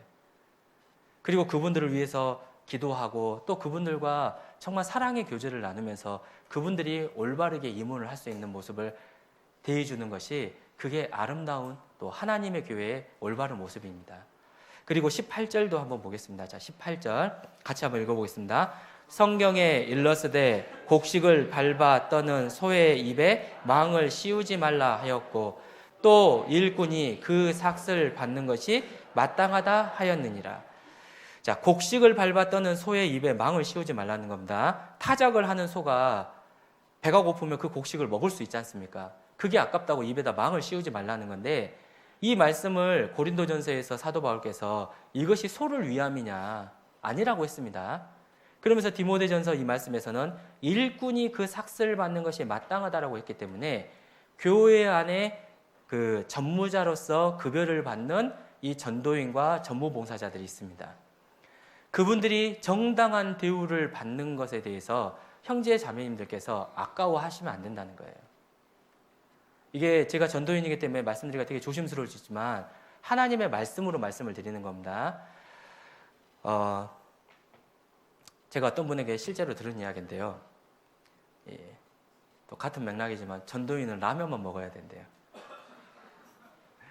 그리고 전도인은 그 교회 안에서 제일 가난한 형제 자매들보다 더 가난해야 된대요. 그렇게 말씀하시는 분. 근데 그분들이 어떤 분들이냐면 교회 안에 집사라는 직분을 가지신 분들이 그랬어요. 물론 뭐라고는 하지 않았지만 제가 참 그 말씀을 듣고 마음이 아팠습니다.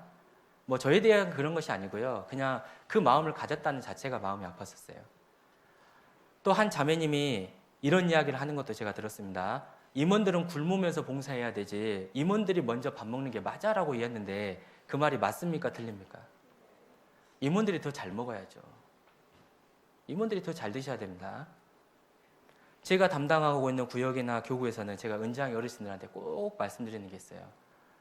구역장, 조장이 얼마나 힘든지 아세요? 어머니, 아버님들이 밥 한 번 사주면서 정말 열심히 하라고 말 한마디 해주면 그것보다 더 힘드는 게 없을 겁니다 해서 이제 저희가 맡은 곳은 어르신들이 우리 임원들 밥 잘 사주세요. 수양회를 가면 어르신들이 먼저 매점에 가서 먹을 걸 사놓고 임원들한테 주면서 봉사 열심히 하라고 이렇게 해줍니다. 사실 그 모습이 훨씬 더 아름다워 보이지 않겠어요? 네.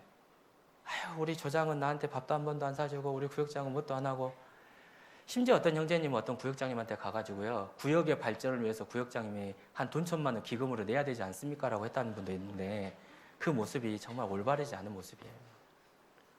그러잖아요. 죄송합니다. 아무튼 일꾼이 그 삭을 받는 것이 마땅하게 여겨야 되고 정말 우리가 그분들이 혹시라도 불편한 것이 없는가에 대해서 살펴봐야 되며 갈라디아서 6장 6절에서는 가르침을 받는 자는 말씀을 가르치는 자와 모든 좋은 것을 함께 하라고 했기 때문에 내가 가장 좋은 것을 말씀을 가르치는 분들과 나누고 있는가에 대해서도 우리가 말씀을 기준으로 한번 생각을 해보셔야 된다는 거예요. 그래서 정말 이것은 중요한 겁니다. 왜냐하면 제가 다시 말씀드리지만 이 전도인이 사람이 높아지는 게 아니라 말씀을 높이는 거예요. 말씀의 권위를 높이는 거고 정말 이 말씀을 맡은 분들이 정말 다른 어떤 것에 대한 근심 걱정이 아니라 오로지 복음을 전하고 형제 자매님들 돌아보는 것에만 관심을 갖게 해주는 것은 또 우리 형제 자매님들이 또 함께 마음을 모아줘야 되는 부분이 맞다라는 거예요. 자, 5장 19절과 20절도 같이 읽어보겠습니다. 19절 20절입니다. 죄송합니다. 장로에 대한 송사는 두세 증인이 없으면 받지 말 것이요 범죄한 자들을 모든 사람 앞에 꾸짖어 나머지 사람으로 두려워하게 하라. 자, 임원들이나 전도인이나 이런 분들에 대한 이야기를 사실은 조심스럽게 이야기를 해야 된다는 거예요. 정말 조심스럽게 이야기해야 됩니다. 정말 차마 어떤 이유에서든지 말은 할 수 없지만 어떤 결정을 해야 될 때가 있어요. 근데 그 이유를 말을 하다 보면 또 어떤 형제 자매들의 어떤 신상이라든지 여러 가지 문제들이 될 수 있으니까 말은 못하지만 이것이 정말 기도 가운데서 주님 안에서 올바르기 때문에 그렇게 결정을 내렸는데 아니 어떻게 그럴 수 있냐라고 막 하는 그런 이야기들을 하면서 이야기들을 이제 쭉 이제 하고 다니게 되면 이제 그 이야기를 듣다 보면 아까 말씀드린 것처럼 전도인의 경우에는 그분의 말씀이 들리지 않을 거고, 그분이 구역장이나 조장과 같은 이제 임원을 맡고 있으면 그분이 인도하는 모임이나 그분이 뭘 하자고 할 때 그게 좋게 보이겠어요? 부정적으로 보이겠어요? 그렇잖아요. 말씀에 분명히 송사의 원고의 말이 바른 것 같으나 피고가 와서 밝히느니라. 양쪽의 이야기를 다 들어봐야 되고, 특히나 임원들에 대한 경우에는 두세 증인이 없으면 받지 말라 한 것처럼 여러 사람들이 그 이야기를 하면은 혹시 조심스럽게 교회가 교제를 해봐야 될지 모르지만 어떤 한 사람이 이야기하는 거 가지고 그 이야기에 솔깃해 가지고 거기에 휩쓸려 가면 절대 안 된다라고 하는 거예요. 그러면 사실은 안 되는 거죠. 그게 정말 주님이 주신 마음일까요? 아니면 마귀가 주는 마음일까요? 진짜 우리가 그거는 정말 잘 생각을 해봐야 돼요. 마귀가 뭐 좋아하는지 아세요? 마귀가 틈을 좋아한다 그러잖아요. 살짝 틈이 생기면 어떻게 합니까? 그 틈을 들어와서 평안에 매는 줄로 성령이 하나 되게 하신 것을 힘써 지키라는데 하나 되게 못하게 그걸 나눠버리는 거예요.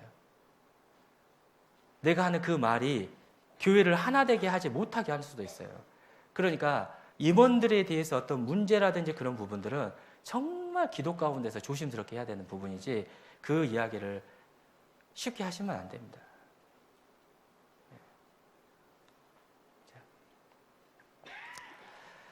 디모데전서 4장 5절과 6절을 한번 보시겠습니다. 디모데전서 4장 5절 6절입니다.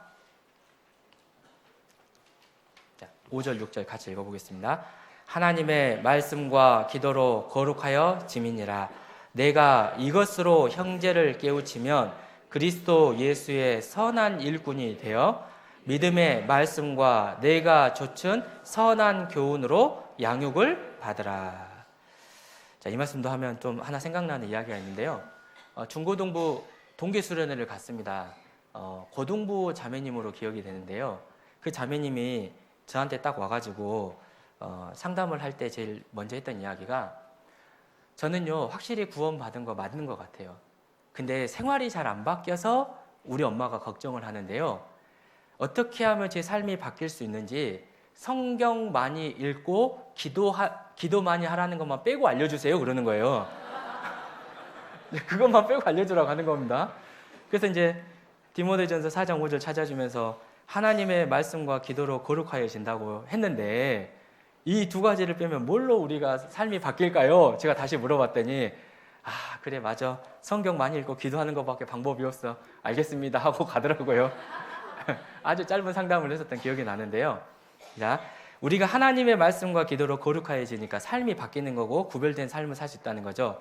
6절 보시면 내가 이것으로, 이것이 뭐냐면 말씀과 기도로 형제를 깨우치면 그리스도 예수의 선한 일꾼이 되어 믿음의 말씀과 내가 좇은 선한 교훈으로 양육을 받으리라. 그랬기 때문에 먼저 임원 되신 분들은 정말 말씀과 기도에 본이 되는 삶을 사셔야 돼요. 바쁘기 때문에 더 기도해야 되고요. 바쁘기 때문에 더 말씀을 많이 읽으셔야 됩니다. 자, 그렇기 때문에 정말 이른 아침에 정말 말씀과 기도로서 오늘 하루의 삶을 주님께 맡기고 정말 기도로서 형제 자매님들을 돌봐야 되며, 내가 담당하는 모임이 있기 전에 말씀과 기도로서 그 모임을 준비하는 것이 정말 주님 보시기에 아름다운 모습이거든요.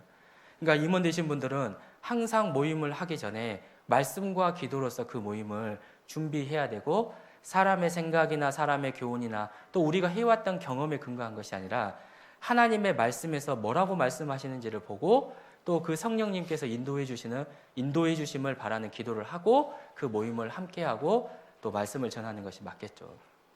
그래서 말씀과 기도의 삶으로 본이 돼야 됩니다. 그리고 4장 7절과 8절도 같이 읽어보겠습니다. 망령되고 허탄한 신화를 버리고 오직 경건에 이르기를 연습하라. 육체의 연습은 약간의 유익이 있으나 경건은 범사에 유익하니 금생과 내생에 약속이 있느니라. 그러므로 우리가 경건한 삶을 살아야 돼요. 경건한 삶이라고 하는 것은 예수님을 닮아가는 삶을 말하거든요. 자, 하나님께서 내가 거룩하니 너희도 거룩할지어다 라고 말씀하셨습니다.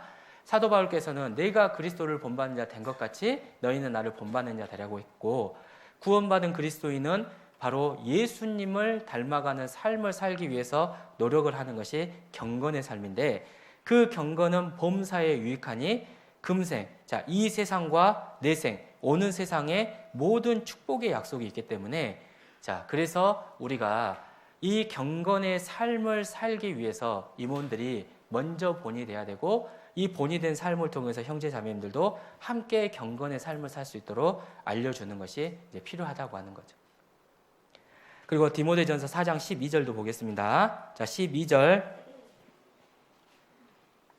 같이 한번 읽어보겠습니다. 누구든지 내 연소함을 업신여기지 못하게 하고 오직 말과 행실과 사랑과 믿음과 정절에 대하여 믿는 자에게 본이 되어. 자, 누구든지 너의 연소함을 업신여기지 못하게 하라. 자, 임원이 형제 자매님들보다 나이가 많을 수도 있고 또 나이가 어릴 수도 있잖아요. 그렇죠? 그러면 어리다고 해서 업신여기거나 또 어리다고 해서 주저할 필요도 사실은 없습니다. 그럼 우리 형제 자매님들께서도 임원이 나보다 어리다고 해서 그 공식적인 모임에서는 말을 낮출까요? 아니면 높여주는 게 맞겠습니까? 높여주는 게 맞겠죠. 가끔 은장 어르신들이 어이 구역장 이렇게 하는 경우도 이제 물론 광명은 안 그러겠지만 이제 제가 있는 곳은 이제 시골이다 보니까 이제 그럴 수 있는데, 사실 그 모습보다는 그 공식적인 모임에서는 구역장님 하고 해주는 모습이 훨씬 더 보기 좋죠. 그리고 구역장님도 자기가 맡은 바 그 안에서는 연소함을 업신여기지 못하게 하기 위해서 말과 행실과, 그러니까 말만 잘하는 게 아닙니다. 행실이 있어야 됩니다. 그리고 이게 맞잖아요가 아니라 사랑이에요. 사랑으로 돼야 됩니다. 그리고 믿음, 정말 올바른 믿음과 정절, 깨끗한 삶을 통해서 믿는 자에게 본이 되면 나이가 어려도 업신여김을 당하지 않는다라고 말씀되어 있으니까, 이 부분에 있어서 정말 서로가 그 직분을 맡은 자에게 대해서는 나이를 떠나서 하나님께서 맡기신 직분이라고 생각하고 그 권위를 인정해 주는 것이 아름다운 모습이 되겠습니다. 자, 그리고 4장 13절도 보겠습니다. 자, 13절 같이 읽겠습니다. 내가 이를 때까지 읽는 것과 권하는 것과 가르치는 것에 창념하라. 자, 창념이라는 것은 마음에 두고 가장 중요하게 생각하고 행동하라는 것이니까요. 가장 중요한 것은 먼저 말씀을 읽어야 되죠. 그리고 그 말씀을 기준으로 형제 자매님들을 권하고 가르치는 겁니다. 내 생각과 내 경험을 이야기하는 게 아닙니다. 어떤 분들은 우리가 옛날부터 이렇게 해왔는데, 그게 아니에요. 옛날부터 해온 것이 아닙니다. 성경에서 정해놓고 전국교회가 정해놓은 그 질서가 아니라 그러면 정말 그 필요에 따라서는 교제를 통해서 충분히 논의를 할 수 있는 거죠. 그리고 그것이 하나님 말씀에 합당한가 그렇지 않는가로 봐야 되는 겁니다. 그래서 말씀을 읽고 그 말씀을 기준으로 권하고 이제 가르치는 거예요. 그리고 가르칠 때도 마찬가지인 게, 경계의 목적은 청결한 마음과 선한 양심과 거짓이 없는 믿음에서 나오는 사랑이라고 했기 때문에 항상 사랑으로 이 말씀을 해줘야 되고 사랑으로 교제를 하는 게 맞겠죠. 잘 한번 생각을 해보셔요. 맞는 말인데 사랑으로 고면해주면 부끄럽기도 하고 감사가 되잖아요. 그렇지 않던가요?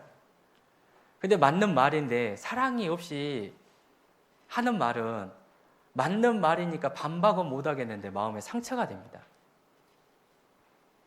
혹시 그렇지 않던가요? 네, 그럴 수 있어요. 똑같은 하나님의 말씀을 가지고 이야기를 하는 겁니다. 그 말을 들었을 때 하나님 말씀에서 맞으니까 정말 반박은 못 하겠는데, 사랑이 없는 그 말로 딱 들었을 때는 정말 마음에 문제가 되는 경우가 있어요. 그러니까 항상 말씀을 할 때는 정말 사랑으로, 정말 혹시라도 믿음이 연약한 형제 자매님들이 이 말로 문제가 되지 않게끔 정말 기도 가운데서 사랑으로 이야기해주면 사실 듣는 분들이 알잖아요. 나를 정말 걱정해줘서, 그리고 나를 위해서 기도하는 가운데 했구나라는 걸 알고 그것에 대해서 또 받아들이고 또 그 삶을 바꿀 수 있잖아요. 자, 그렇습니다. 그래서 그 사랑으로 정말 이렇게 해줘야 되는 거고요. 또 디모데전서 6장 6절도 한번 보겠습니다. 디모데전서 6장 6절입니다.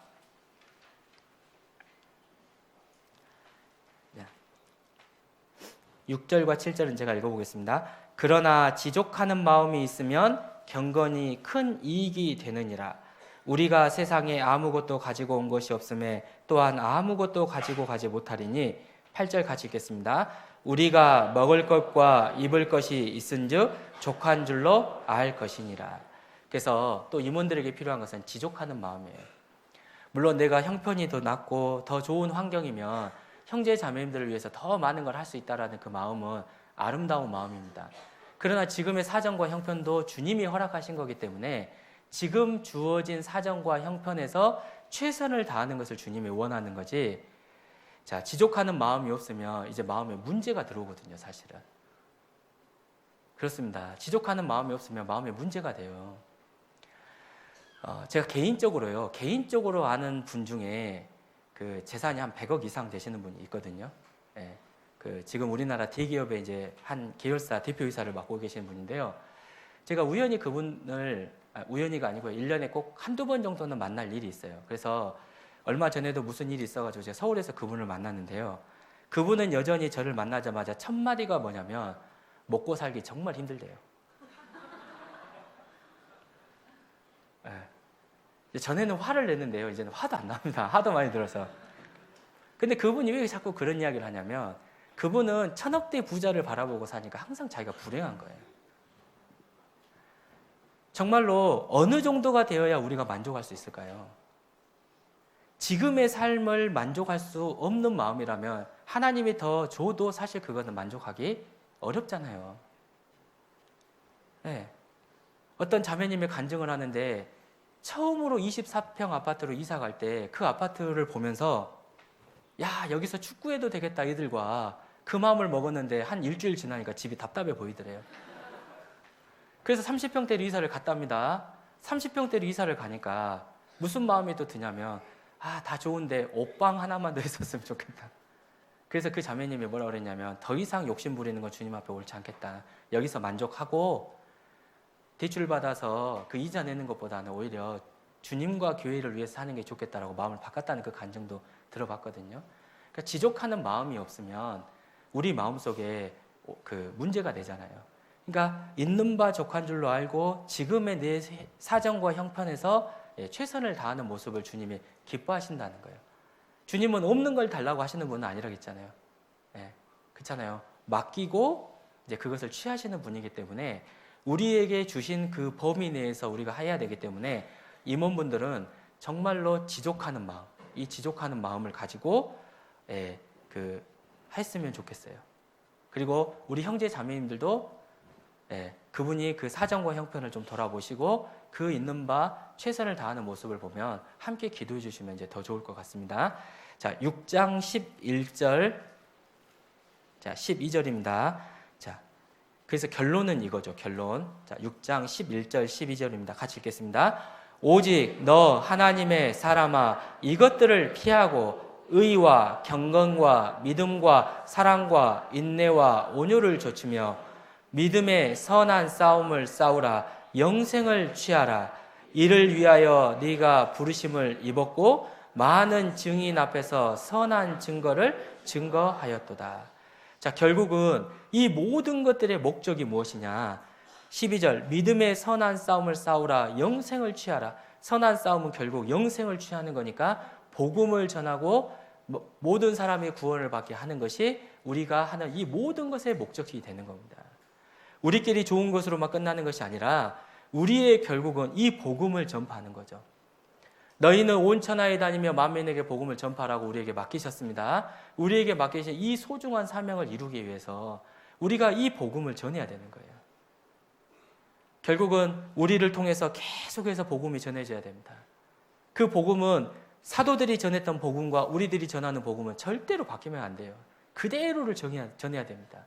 그렇기 때문에 올바른 믿음 안에서, 올바른 말씀 안에서 우리가 서로가 협력하는 가운데서 또 합심하는 가운데서 우리가 올바르게 딱 세워졌을 때 우리가 하나님의 말씀을 올바르게 전할 수 있고, 그리고 우리의 착한 행실과 변화된 삶을 통해서 그 사람들이 보고 야, 여기는 뭔가 다르다. 정말 하나님이 계신다면 이곳에 있겠다라고 하는 그 마음을 가지고 우리들을 통해서 이 말씀 앞으로 인도가 되어지면 이곳에서 계속해서 복음의 말씀이 전해지고, 자, 이곳이 꽉 차면 이제 또 고민을 해야 되는 거잖아요. 그렇죠? 그래서 우리가 정말 행복한 고민을 하기 위해서는 정말로 올바른 임원을 세우고 임원분들이 말씀대로 임원의 생활을 하고, 그렇게 함으로써 이 복음의 말씀이 전해지는 것, 이 모든 것들은 이 복음의 말씀을 전하기 위한 것이라는 것을 정말 우리들이 잘 생각을 해야 되는 겁니다. 자, 그러면 임원들을 근심하게 해야 될까요? 즐거움으로 하게 해야 될까요? 네, 즐거움으로 하게 해야 됩니다. 그리고 임원분들도 더 이것을 감사하게 생각하고, 직분을 맡겼을 때는 충분히 기도와 그 고민 가운데서 세워진 거고 주님이 주신 거니까, 아, 나 못해요 하면서 끝까지 그것을 고사하는 게 맞을까요? 아니면 제가 형편은 이러지만 주님께서 분명히 아시고 맡기신 거니까 제가 순종하는 마음으로 받아들이겠습니다 하는 게 맞겠습니까? 또 한 가지만 더 말씀드리겠습니다. 저 사람을 임원할 그게 아닌데 왜 저 사람을 세웠냐고 자꾸 그런 말들을 만들어내는 게 맞겠습니까? 아니잖아요. 그렇죠? 예. 자기만 봐야 돼요. 자기만. 내가 정말 주님 앞에서 올바르게 하는가. 그리고 내게 맡겨진 구역, 조, 또 내게 맡겨진 교회 학교, 내게 맡겨진 아이들, 학생들을 보면서 그 안에서 내가 주님 안에서 정말 올바르게 하고 있는가, 그걸 봐야 되는 거지 다른 사람 주위에 간섭하는 게 아니에요. 네, 그게 정말로 중요한 겁니다. 그렇게 했을 때 우리가 영생의 말씀을 전할 수 있고, 정말 형제 자매님들을 통해서 우리가 힘을 얻고 또 주님의 사랑을 느끼고 그렇게 갈 수 있는 거잖아요. 자, 그래서 정말 우리가 처음 사랑을 간직하고 정말 전해졌던 그 복음을 올바르게 붙잡으면서 정말 주님 오시는 그날까지 우리가 이 복음을 전하며 함께하면 너무 좋을 것 같습니다. 네, 기도하겠습니다. 주님 감사합니다. 이제 2019년도도 며칠 남지 않았습니다. 올 한 해 우리를 잘 지켜주신 것처럼 새해에도 주님께서 함께해 주시고, 무엇보다 우리를 통해서 주님의 복음이 온 천하에 전해지며, 무엇보다도 내가 가장 사랑하고 내가 가장 기도하는 우리의 가족들, 친척들, 이웃들이 정말 주님의 말씀 앞으로 인도되어 구원을 받고 사랑이 넘치는 이 교회 안에서 함께 교제하며 또 다른 사람들에게 복음을 전하는 일에 우리가 함께 할 수 있는 그 은혜와 축복을 받을 수 있도록 늘 함께 해주시기를 부탁드립니다. 함께 해주시고, 또 오후에 있는 모든 교제에도, 또 모든 우리가 봉사하는 거에도 주님 함께 해주셔서 기쁨과 감사로 집으로 돌아갈 수 있게 해주시며, 또 1월 달에 계획되어 있는 많은 집회와 또 모든 것들에도 주님 함께 해주셔서 우리를 통해 날마다 구원받는 사람이 더해질 수 있도록 주님 은혜와 축복을 더해 주시기를 주님께만 두 손 모아 기도를 드립니다. 추운 겨울입니다. 무엇보다도 우리에게 건강을 허락해 주시고, 또 병 중에 있거나 또 연약함 중에 있는 우리 형제 자매님들이 있다라면 하루빨리 그 병이 낫고 또 건강한 모습으로 또 우리와 함께 교제하고 주님을 찬양할 수 있도록 주님께서 함께 해주시기를 두 손 모아 기도를 드립니다. 우리를 사랑하시는 주 예수님 이름으로 기도드립니다. 아멘.